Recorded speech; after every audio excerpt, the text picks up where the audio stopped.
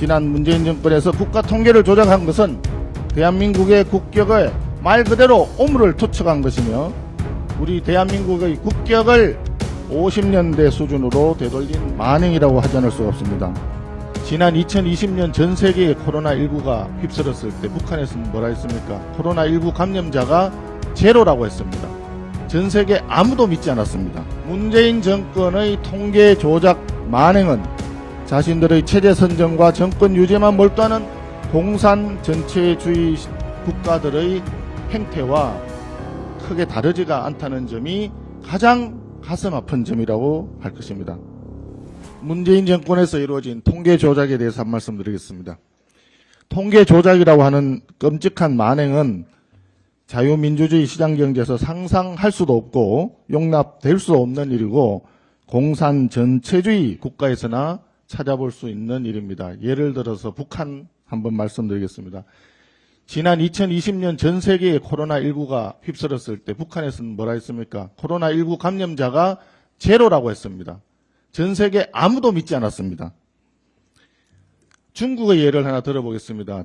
지난 7월 달에 청년 실업률이 21.3%로 급증을 했습니다.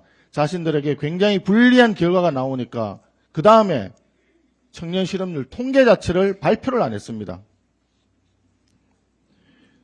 불리한 통계가 나오자 통계청장을 경질하고 자신들에게 유리하게 통계를 해석해 왔던 분을 통계청장으로 임명했던 대한민국에도 그런 시절이 한때 있었습니다. 굉장히 부끄러운 일입니다.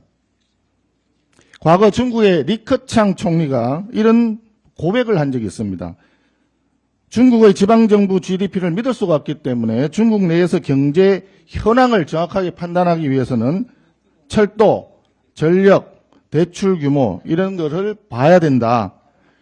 그렇게 스스로 얘기했을 정도로 중국 통계의 신뢰도는 굉장히 낮습니다. 이런 점들에 비춰볼 때 문재인 정권의 통계 조작 만행은 자신들의 체제 선정과 정권 유지에만 몰두하는 공산 전체주의 국가들의 행태와 크게 다르지가 않다는 점이 가장 가슴 아픈 점이라고 할 것입니다. 한 번 거짓말을 한 사람은 몇 번이라도 할 수 있다는 속담이 있습니다.